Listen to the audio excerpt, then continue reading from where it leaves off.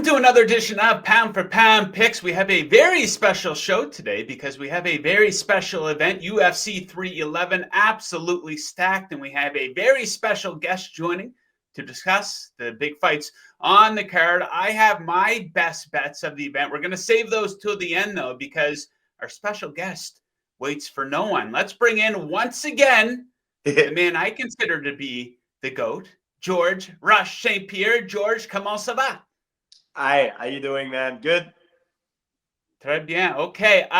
So this card is absolutely stacked. The UFC coming out with a bang here in 2025. So let's discuss the top three fights on the card. And let's start like we always do in the main event. The lightweight title is on the line, Islam Makhachev coming in at minus 400. He's a winner of 13 straight fights, taking on Arman Tsarukyan, fresh off a victory over Charles Oliveira. Tsarukyan comes back at plus 290. So this is a rematch from 2019. Makhachev was the winner. He won that fight by decision. So you've been in plenty of rematches in your life. A couple of rematches where you won the first fight, Josh Koscheck and BJ Penn, and unfortunately a couple of rematches where you lost the first fight, Matt Hughes and Matt Serra. So what is the difference in mindset when you're going into that second fight when you won the first fight compared to when you lost the first fight? It's about who's better at making adjustment and adaptability. On Arman's side, you have the strength, the will, the ferocity. He's very hungry. And on the other side, you have the experience, the finesse, the technicality. I mean, it's gonna be a very interesting fight. When they fought the first time, it was a close fight.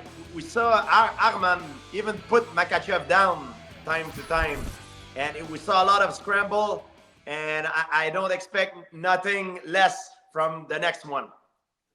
Okay, so when you were in these situations, when you were coming off a loss in the first fight, was it more difficult for you in that second fight compared to the ones where you won the first fight? Well, you need to identify the reason why you lost, and once you identify those reasons, you need to make sure that you don't ever make the same mistake again, and you improve and you adapt to overcome those challenges. And on the same, this is from Arman perspective, but from Makhachev, Islam perspective is different. He doesn't want to stay where he was, because if he stay there, the game will level up and will beat him. So you always want to improve, even if you're champion. And it's hard to be champion. It's even harder to stay champion because you're the target, and everybody is aiming to get what you have. And it's a very difficult spot to be. Okay, so a fun debate right now in the world of MMA in the UFC is who's the number one pound-for-pound fighter in the world. People like to talk about who the GOAT is. Some people say you, some say John Jones, some would say Khabib, Anderson Silva. You can make a great case for a lot of guys, but when it comes to the number one pound-for-pound fighter in the world right now, a lot of people say Islam. We know Dana White says John Jones. Some people may make a case for Alex Pereira, Ilia Topuria. Who do you think the number one pound-for-pound fighter is right now? I think the number one pound for pound, there's a strong case to make John Jones with the performance he just had. If Islam Makhachev have a great performance this weekend, there will be a strong case for him as well. I mean, it's very debatable. It depends of which character it's based on. I mean, Topuria is there as well, but I feel right now it's between if you talk about career and everything, John Jones. But if you talk about the actives nowadays, active fighter, you either go with John Jones or Islam Makhachev in my book, and it will depend also of the performance of Islam Makhachev. Okay, so the main event, Islam Arman. How do you expect things to play out in this fight? I expect, I could be wrong, but I expect Arman coming up very strong right off the bat in the first round. One thing is that if I'm Arman, I don't want to let Makhachev use his experience. I want to go jump right into the fight right off the bat. You know, I don't want to let Makhachev downloading my data and trying to study me. I want to go right in the fight. You know, and I think that's what Arman is gonna do. If I'm Makhachev on the other side, you know, Makhachev, he has a lot of experience, a lot of finesse. He knows he's fighting against a young, hungry lion, you know, and he's got to use his experience, his tools, his knowledge to his advantage. Okay, let's drop down here to the co-main event. We have another title on the line, the bantamweight title. The new champion, Merab Dvalishvili, a plus 250 underdog, George. Umar Nurmagomedov, big favorite here, minus 340, 18-0 career record. He, of course, everyone recognizes that last name. He is Khabib's cousin. So this is a pretty significant shift in the odds here for Merab. If that number holds of plus 250, this will be the biggest underdog he's ever been in his career. On paper, there's a lot to support Umar here. He's 5 years younger, better striking accuracy, better striking defense, a 100% takedown defense in the UFC. But then Merab, 11 straight wins. He's been extremely dominant. He hasn't lost since 2018. He's beat some very high-level guys. Plus 250, do you think he's being undervalued here as a champion? Statistically speaking, Nurmagomedov had the edge, you know, on paper, because he looks statistically speaking that he's more well-rounded. Striking accuracy, takedown defense, and everything. He's more well-rounded. However, there's one thing that Merab does very well and probably better than anyone else. It is constant pressure, you know, and he's relentless. You know, if he doesn't get you the first time, he's gonna try for a second time. If he doesn't get the second, he go for a third, a fourth, a fifth, and he doesn't get tired. He does that all fight. He's very good at what he does, and if the fight goes the way he likes to fight, the chances are he's probably gonna win, because that's his bread and butter. He's very good at that particular thing that he does, the chain wrestling, and even though skill-wise on paper he might not have the same level as Nurmagomedov, but he does that every single fight against everyone. And it's not a wrestling match, it's a mixed martial art. On the other side, Nurmagomedov, he can, if the fight goes in different zone, in different phase, I'm talking about like striking, standing up, then more a submission fight, he might have the edge, because I think he has more skill towards those fight avenue. But if the fight stay like a grinding, hardcore fight, chain wrestling thing, I think it favors Merab.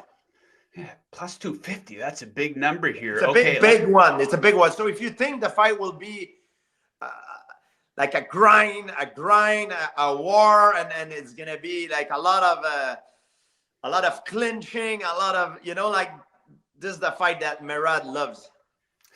Yeah, he does have more experience in these big co-main event and main event type fights as well. So, yeah, I can't fault anyone if they want to bet him there at plus 250. Okay, one thing for sure, if Merab wants to win this fight, you need to take the fight to him. Yeah. Very often we say that, oh, you're the champion, so the other guy has to take the fight to the champion. No, not in that case. Merab, he's very good at what he does, but you need to be able to execute it. He needs to bring the fight, because if he doesn't do it and let Nurmagomedov using his different skill set, that's not gonna go well for him. Yeah, non-stop takedown attempts, like in that fight against Piotr Yan a couple years ago. He only landed a few of them, but that's all it really takes, right? Just really frustrated him. And even if it doesn't work, keep doing it until your opponent gets tired and until it works. Okay, let's drop down one more fight here. A very fun-looking light heavyweight fight between Jiri Prochazka and Jamahal. Each man minus 115 odds.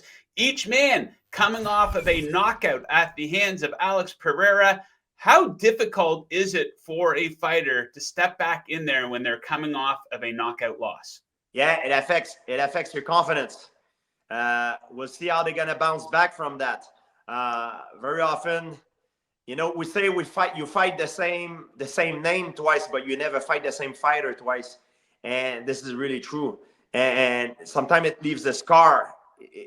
A loss like this, it could be devastating for a career, or it could be the best thing that ever happened to the athlete if he's able to overcome that obstacle, that mental barrier, and regain his confidence and analyze it in a way that he's never going to do the same mistake again. So it's a very interesting matchup. On one side, you have Jamahal Hill, who's very smooth, like he used great setup and his striking. And on the other side, you have Prochazka, who has no setup. He just goes straight at you and go for the kill. One is more a karate-based fighter, sort of striker, and the other one is more kickboxer. Two different styles. It's going to be interesting. Great matchup, and I think is probably has the chance to be the fight of the night. Yeah, those guys aren't in there to wrestle. They're not in there to grapple. They are there to strike. I think that one might get finished early. We shall see. Okay, George, before we let you go, something fun here for the end. If you could take any two big-time action stars from the past or the present, guys in their absolute prime, and pair them up against each other in a fight, who would you pair up? Ooh, that would be interesting. Let's see. I would love to take Jean-Claude Van Damme and putting it against maybe Chuck Norris, because they're about the same size, and that would be an interesting fight. The flexibility of Van Damme, and dexterity against the speed of Chuck Norris, because Chuck Norris was a legit karate fighter. He competed a lot. Van Damme did it as well, so it would be interesting. What we talk about celebrities, very often people ask me who's the toughest celebrity that I think it might surprise some of people who are not aware of, but Joe Rogan is truly a real badass mixed martial artist. I mean, in a way, he can strike because he was a Taekwondo champion. He did kickboxing fight as well. He's a black belt in Brazilian Jiu-Jitsu. And he trains a lot with mixed martial art athletes, and he's truly among the celebrities. Probably if I have to pick someone among celebrities, like we talk about stars, I mean, Joe Rogan might be the most badass celebrity I ever encountered. Okay, so you've had the opportunity to spend some time training with him over the years? Yeah. Joe Rogan was known in his in Taekwondo for his spinning back kick, and let me tell you, like I spent a training with him, and he was teaching me the way he does his spinning back kick, and it's a very different way because he lifts his knee and he comes from the side, and he generates so much power. I mean, and when he showed it to me, it was like about 10 years ago. He was probably not in his prime back then. So I could only imagine how it was to get kicked by Joe Rogan when he was in his prime. It must have been very painful. Yeah, there's a funny story. They were trying to set up a fight between him and Wesley Snipes. That would have been interesting. Yeah, I would have liked to have seen that. Very often, like you have actors, Hollywood actors. I mean, when you fight in a movie, it's a choreography. You make things look good. But in real life, it's very different. So a lot of time, people ask me, "Hey, is he a real fighter? Is he a real fighter?" I mean, the best fighter are fighting. Like for sure, they're in the cage fighting. But there's a lot of real martial artists in movies, and a lot of them are real badass. Okay, so when you were training and you did the movie Captain America, was there a lot of badasses that you came along there? There must have been some tough guys, right? A lot of the fight scene were done with the stunt double, and the stunt double are incredible. I mean, because of these guys, the action scenes looks great. They're doing backflip and stuff like even myself. I can do a lot of the stunt, but there is certain part of the action scene, like a double backflip. I land on my feet, like it's not me. It was a stunt double that did it for me, because I can, they can't afford to the main actor get hurt, so I can do a lot of stuff. But a lot of stuff, it's on the concrete, and you need to be like a real professional. Like one time, one of my stunt double did a web store. A web store is like you do a front flip with a kick when your legs come back down. I mean, it's just unbelievable. And some of these guys, in movie, from what I understood, it's like a secret weapon. Having a good stunt double is like a secret weapon, because you can deliver some incredible fight scene actions. And some are specialized for martial art combat. Some are more gymnastics. Some are more parkour, So it's a very interesting world. I mean, but movies, the action scene in movies are rarely done by the main actors. Okay, there we go. Nice little tidbits and behind the scenes stuff from George. George, you're a busy man, so we'll let you get on your way. Thank you very much for joining. Enjoy the fights on Saturday night, and we'll look forward to catching up with you later on in the year. Thank you, guys. All right, you heard from George. Now it's time to hear from the second best martial artist who will be appearing in this video today. That person is me. A couple kickboxing classes back in the day, some dad and son karate training, no big deal. Okay, let's get right into it here. The main event. I like Islam Makhachev to get the W, but I'm not in the business of coming on here and giving out minus 400 bets. So we're going to have to dip into the prop market. I'm going to take Makhachev to win by decision. That's coming in at minus 110 odds. So I wasn't overly impressed with Tsarukyan's last performances last time out versus Charles Oliveira. Got in a lot of trouble in the first round. Who knows? A different set of judges. Maybe Oliveira would have got his hand raised that night. I still think that he is absolutely one of the very best in the division. He'll probably get a chance to fight for the title again sometime down the road, but the timing isn't good here. He's catching Makhachev in the middle of his absolute prime. I think Makhachev, as a special fighter, has the potential to go down as one of the best in the history of the sport. And I don't really see a path to victory for him here. His takedown accuracy isn't strong, just 37%. That first fight, go back to 2019, he landed just 1 of 12 attempts.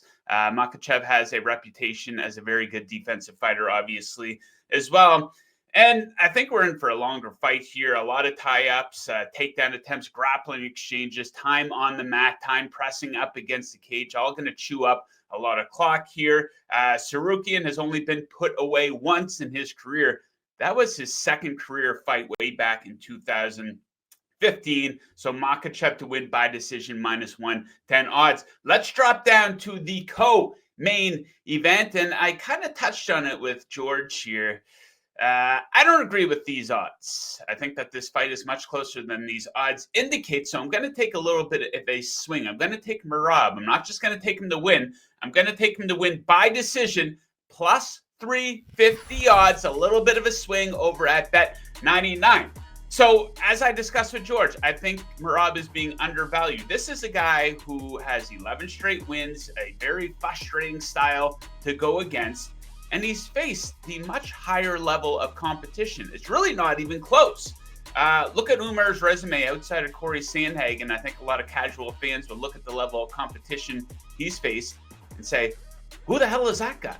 Meanwhile, Merab, facing the best of the best, we know the nonstop takedown attempts. It's very frustrating to go up against. He's also a guy who outlanded quite easily Sean O'Malley, Piotr Yan, Jose Aldo. As for the decision prop, this probably shouldn't take a whole lot of explanation. 10 of Merab's last 11 fights have gone to the scorecard. So a little bit of a swing. Merab by decision, plus 350 odds. On to the third fight, the light heavyweight fight between Jiri Prochazka and Jamahal Hill. I'm going to go under 1.5 rounds in this one, plus 120 odds over at bet 99. So let me just read off some facts to you guys, and I think you'll probably be in agreement that we're in for a short fight here. So Jamahal Hill, he averages an insane 7.18 significant strikes per minute in the UFC. 5 of his last 8 fights were finished inside the first round. Jiri Prochazka, All 6 of his fights in the UFC have been finished inside the distance, whether it be by him or Alex Pereira. He's gone to decision 1 time in 36 pro fights. He's finished 12 of his last 14 opponents. The 2 that he didn't, he got finished versus that man, Alex Pereira. And Jiri Prochazka, he lands a lot, but he also gets hit a lot. This is a guy who has a negative striking differential in the UFC, going up against Hill, who lands at 7.18 significant strikes per minute. These guys aren't in there to wrestle. They're not in there to grapple. I think it's going to be a short fight. I kind of hope Prochazka wins, but either fighter can win as long as it gets finished inside of 1.5 rounds plus 120 odds. So let's take the 3 angles that I have for these fights and throw them into a little bit of a parlay here. So I'm going to parlay the main event to go to decision, the co-main event to go to decision, and Prochazka Hill not to go to decision. Over at Bet99, you can get that at plus 229 odds. Let's go. Big time pay-per-view going down Saturday in Los Angeles. This will be one of the better pay-per-views that the UFC puts on in all of 2025. So very excited for this one. Very excited to see how these bets play out. If you're looking to place some bets for the fight, make sure you head on over to Bet99 and lock them in. Enjoy the fights on Saturday night, and we'll see you guys again next time. Woo!